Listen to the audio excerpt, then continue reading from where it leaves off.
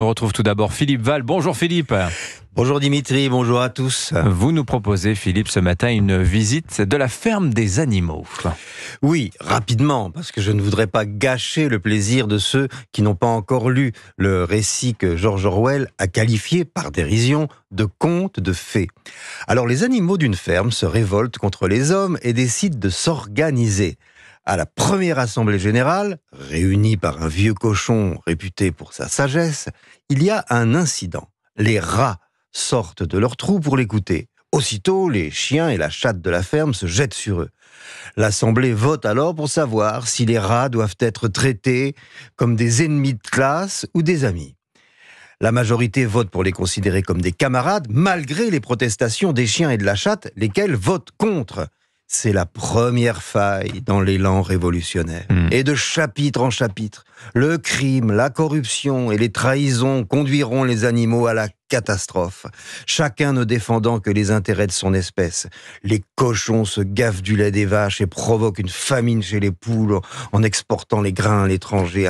Un cauchemar. Voilà, George Orwell, dans ce conte de fées, enfin pas vraiment de fées, mais dans ce conte, on va dire, a voulu faire la satire du totalitarisme. Oui, il s'agit là évidemment de l'animal qui en nous prend le pouvoir sur ce que nous avons d'humain. Et Orwell a parfaitement réussi à rendre comique une des pires tragédies de notre humanité.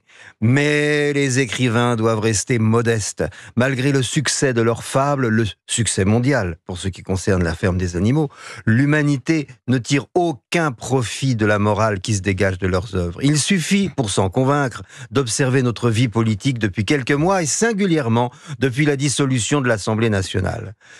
Je plains mes confrères politologues, les divers du Hamel, les Catherine Ney, Benjamin Morel et autres Nathalie Saint-Cric. Leurs compétences et leurs talents qui leur permettent d'analyser comment les êtres humains interagissent grâce à la politique sont inadaptés à la situation actuelle. Ce ne sont pas des politologues qu'il nous faut, mais des éthologues qui sont les spécialistes du comportement des animaux. Vous êtes en train de traiter d'animaux nos députés, nos chefs de parti, Philippe ? Oh, je m'en garderai bien, mais ce sont eux qui, sous nos yeux consternés, abolissent la condition humaine censée justifier l'art de la politique.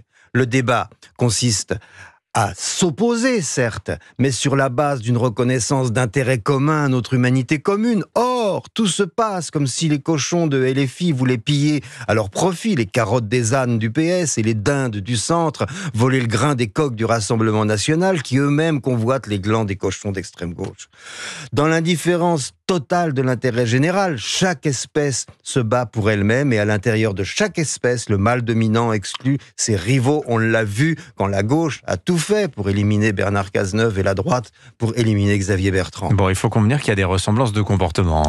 Eh oui, grâce à un original système de calcul mis au point par son ami le bouc vénézuélien Maduro, la gauche porcine proclame qu'avec 32% des sièges, elle est majoritaire. Et chacun de menacer de censure le premier qui met un pied sur le territoire de l'espèce voisine, pour des motifs à des années-lumière du moindre intérêt général. Ainsi, lorsque la dette publique de la France affiche 5,6% du PIB et que l'on propose de baisser la TVA sur les carburants et de ramener la retraite à 60 ans, que fait-on ? Sinon prendre les électeurs pour des moutons sans cervelle à qui l'on peut raconter impunément un conte de fées. Et pour notre malheur, ça finit toujours comme la dernière phrase du conte de George Orwell, je cite « Les bêtes, au dehors, faisaient aller leur regard d'un cochon à un homme, puis d'un homme à un cochon, puis de nouveau d'un cochon à un homme, mais il n'était déjà plus possible de distinguer l'un de l'autre. » Signature Europe 1, Philippe Val. Merci beaucoup, Philippe.